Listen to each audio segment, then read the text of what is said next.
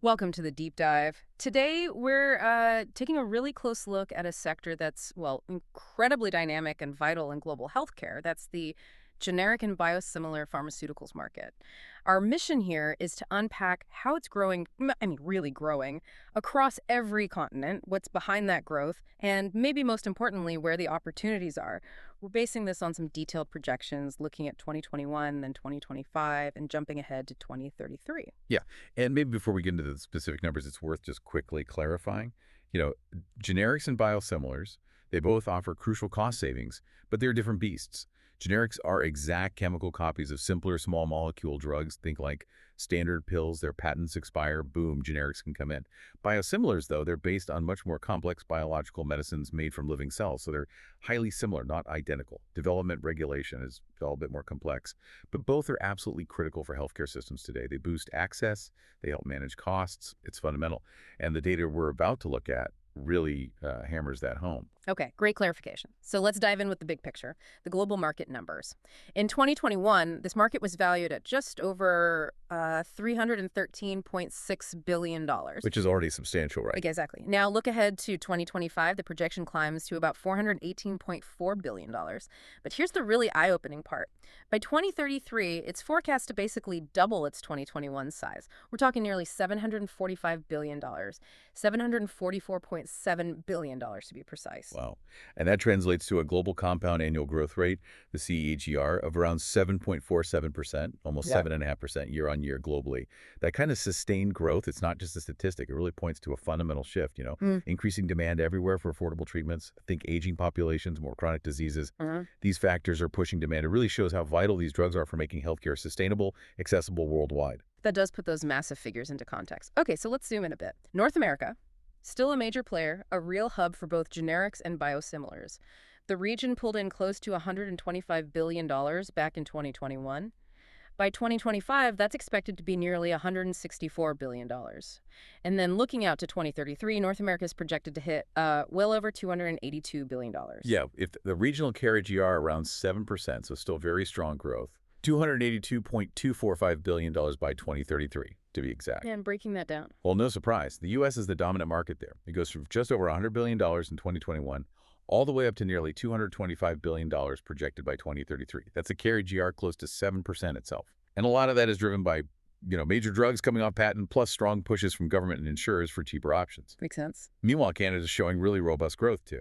Its market is set to more than double, from around $14.5 billion to over $35 billion by 2033. That's a strong CAGR of 7.7%, likely helped by their healthcare system's focus on cost control. Interesting. And Mexico.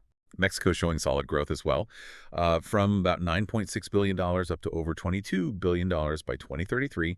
That's expanding healthcare coverage playing a big role there too. CAGR around 7.2%. So policy and system structure are definitely key themes here. Okay, let's hop across the Atlantic. Europe. It's an interesting mix, right? Mature pharma industry, but also rapidly adopting biosimilars. The overall European market was valued around $68 billion in 2021. Set to reach nearly $89 billion by 2025, and projected over $152 billion by 2033. Again, a CAGR pretty close to North America is around 7%. Exactly. And within Europe, Germany is, really leading the way in terms of growth rate. A very high CAGR of 7.75%.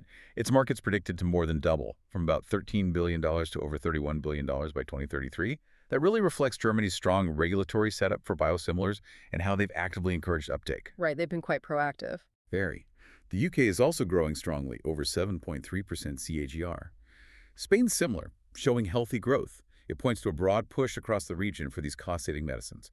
Even Russia, though its growth is a bit more modest, sort of 5.5%, it's still steady expansion. And you see similar positive trends, maybe at different paces in France, Italy, the Nordics. It's widespread. Okay, a really established market adapting and growing. Now, let's shift focus to what seems like the real engine room. The Asia-Pacific region, APAC. Our source calls it a powerful growth engine, and the numbers back that up. In 2021, APAC was just under $78 billion. Right. But by 2033, it's projected to soar past $200 billion, getting close to $205 billion. It's a huge jump. And significantly, it's delivering the highest regional CAGR we've seen, about 8.4%. It is phenomenal growth, and you can see why. Take India, already a massive global hub for pharma manufacturing, right? It's set for incredibly strong growth, projected to nearly triple from roughly $12.4 billion to over $35 billion by 2033. That's driven by huge domestic need, a vast population, plus strong exports. ATIA is over 9%. Wow, over 9%. Yeah. And then there's China, another giant, expected to grow from nearly $22 billion to over $58 billion by 2033. Again, massive population, more healthcare coverage, plus government pushes for generics. CAGR there is strong too, over 8.6%. So population and policy again. Definitely. And we're seeing really high growth rates in places like Singapore, almost 9% CAGR, and across Southeast Asia as a whole, nearly 9% too, often fueled by biotech investments and better healthcare infrastructure. Japan, South Korea, Australia. They're all significant contributors as well. It just reinforces how dynamic APAC is right now. So it's a mix of manufacturing, population, investment. Fascinating. Okay, let's head south. South America, described as another dynamic growth market. The region started at just over $19 billion in 2021, and it's projected to hit over $47 billion by 2033. That's a strong CAGR, too, nearly 7.8%. Yeah, 7.779% to be precise. Brazil's the biggest market there, growing steadily around 7.6%. But interestingly, we're seeing even faster growth in places like Argentina, with CAGR over 8.3%, and Chile over 8%. Very robust. What's driving that, do you think? Often it's linked to, well, more healthcare spending, both public and private, a growing middle class demanding better access, and just generally more awareness of affordable medicine options. Colombia and Peru are also part of that upward trend. Right, the demand side growing. Okay, diverse drivers indeed. Let's turn to the Middle East now. The focus there seems to be increasingly on securing affordable pharmaceuticals. The region generated just over $12.5 billion in 2021. Forecasted to reach almost $30.7 billion by 2033. That's a CAGR of about 7.7%.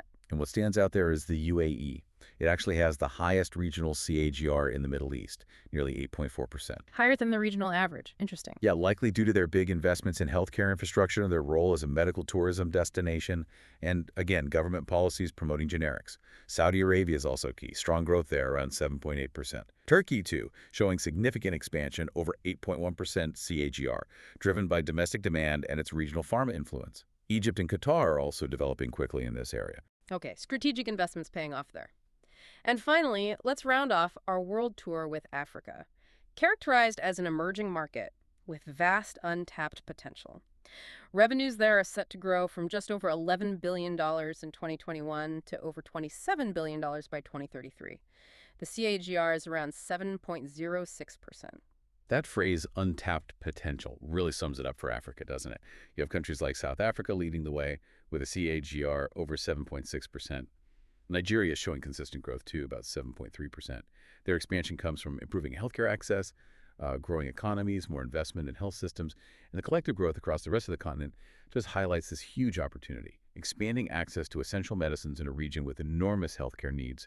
It's really about building that foundation. Okay, so we've toured the globe, seen some massive numbers, different growth rates. What's the big takeaway here for our listeners, for the broader healthcare picture? The theme that just jumps out is this consistent, really powerful global expansion everywhere we looked. Exactly. And if you try to connect the dots, the driving forces identified in our source material, they really cover the spectrum. You've got urgent cost pressures on healthcare systems globally. You've got the critical need for better healthcare access for more people. You've got population growth, aging populations, and then you have the constantly changing regulatory landscapes around the world. It's a confluence of factors. It really is. And the key point is this market isn't just growing.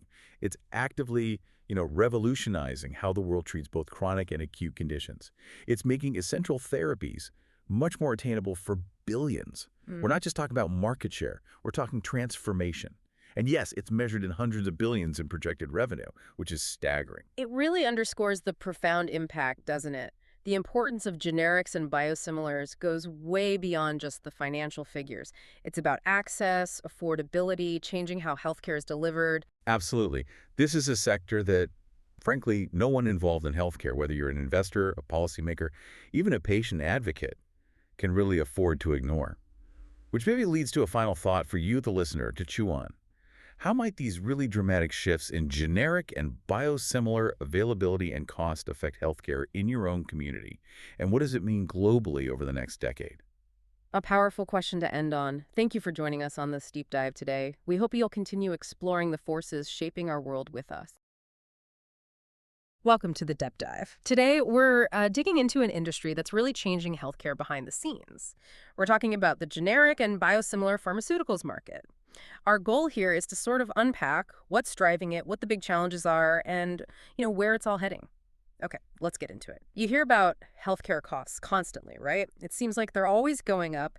And that really brings us to the first big force here, this intense global pressure on healthcare budgets. Governments everywhere are just facing these massive medical expenses. I think the estimates are over $10 trillion a year now. It's a huge financial problem. It really is. Yeah. And this is exactly the space where generics and biosimilars step in. They basically offer the same therapeutic results, same safety, same effectiveness as the brand name drugs, but, and this is key, at a much, much lower cost. We're talking savings of like 50%, sometimes up to 80%. So you can see why they're so attractive to, well, everyone, providers, insurance companies, and patients who need more affordable options. Okay, so the need for lower costs is definitely pushing demand. But what actually allows these cheaper alternatives to, come onto the market? Is it tied to things like big patents running out, that patent cliff idea? Oh, absolutely. The patent cliff is, well, it's a major event in pharma. When a really successful drug, a blockbuster, loses its patent protection, it's like opening the floodgates for generic and biosimilar companies.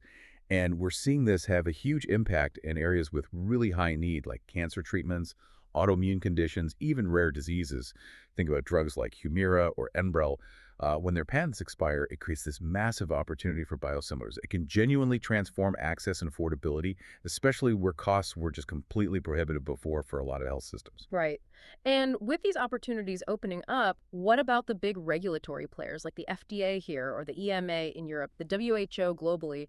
Are they helping this shift? Yeah, they're absolutely critical. These agencies are actively working to make the approval processes smoother, faster.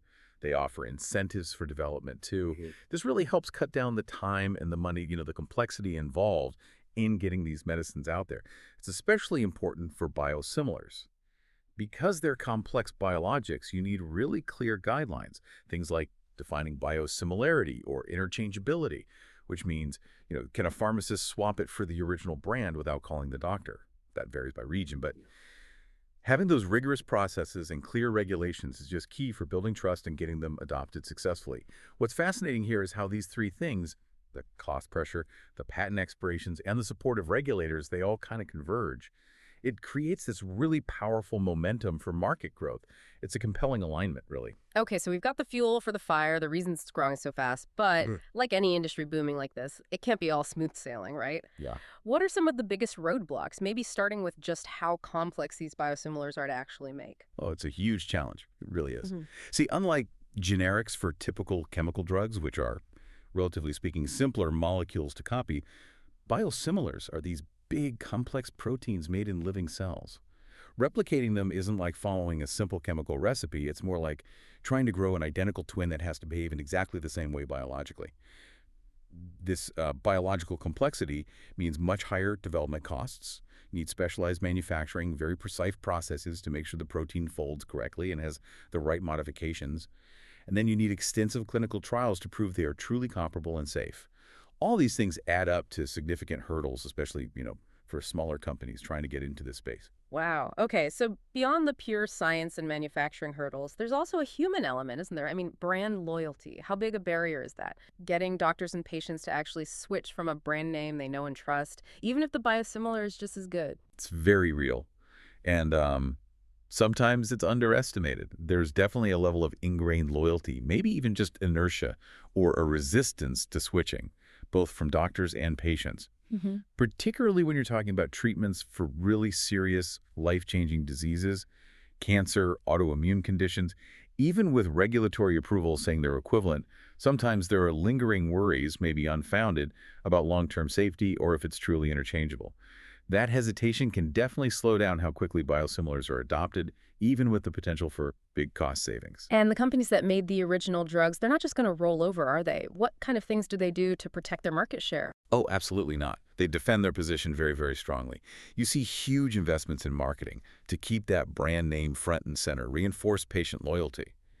And then there are the legal tactics, really sophisticated strategies like lengthy patent lawsuits Hmm. or negotiating exclusivity deals with insurance providers or hospital systems. These kinds of things can create major roadblocks for generics and biosimilars, sometimes delaying their launch for years and, keeping the original drug dominant. So it's a multi-pronged defense strategy. What about the broader picture? Are there other regulatory or legal complexities that make this landscape tricky to navigate?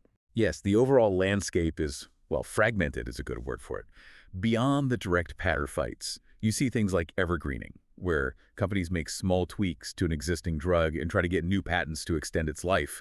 Then you have different rules in different countries or regions, how they approve drugs, how they set prices, whether pharmacists can substitute. It's inconsistent. This kind of patchwork creates real operational headaches and financial risks for manufacturers, especially if they're trying to operate globally or enter emerging markets, where, ironically, the need for affordable biosimilars might be greatest.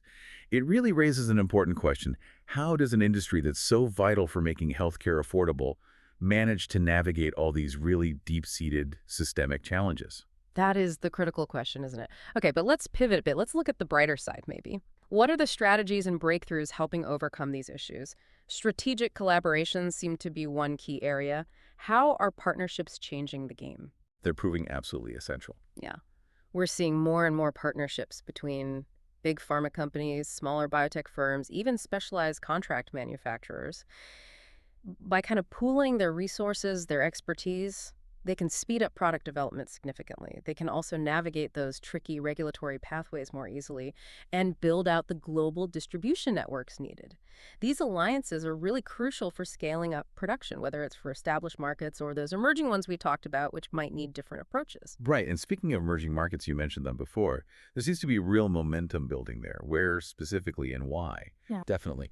Places like India, Brazil, various countries in Southeast Asia, they're becoming really interesting growth areas for both generics and biosimilars. Hmm. And it's driven by a mix of things. Often their healthcare systems are just more sensitive to cost, so the value proposition is clearer. You also often see stronger government backing, policies actively designed to encourage local manufacturing, maybe faster approval pathways for affordable medicines. So it creates this quite dynamic environment for growth, which can be a bit different from the more mature, sometimes more gridlocked markets. Interesting. And it also feels like manufacturers are getting more strategic about which drugs they target, moving beyond just the high volume, maybe lower profit generics. That's a really important shift, yes. A Yeah. smart evolution. Manufacturers are increasingly aiming for those high-value specialty therapy areas. So think about conditions like cancer, diabetes, autoimmune diseases again. These are areas where biologic drugs have become standard, but they're incredibly expensive. By developing biosimilars for these specific high-cost treatments, they can offer really significant savings. This doesn't just save money. It can genuinely expand access to critical, sometimes life-changing treatments for people and health systems that just couldn't afford them before. And if you connect this to the bigger picture, well, biologics are dominating the new drug pipeline. So it's pretty clear that their biosimilar counterparts are going to be absolutely pivotal in making sure healthcare stays accessible and sustainable around the world. So, what does this all mean for you listening in? We've kind of unpacked this really dynamic situation, the big drivers pushing growth, the serious roadblocks, and the clever strategies being used in the generic and biosimilar market. The main takeaway: this sector isn't just expanding, it's fundamentally changing how healthcare is delivered everywhere. It affects treatment costs, who gets access to medicine. It's huge. Hopefully, this deep dive gives you a much clearer picture of these powerful forces shaping medicine access and affordability. And maybe something to think about is this: as the focus shifts more towards these really complex, high value biosimilars, how might that change what we even mean by affordable healthcare over the next 10 years or so? What's the role of constant innovation going to be in trying to balance these amazing new treatments with the need to make them globally accessible? It's a fascinating challenge to keep an eye on.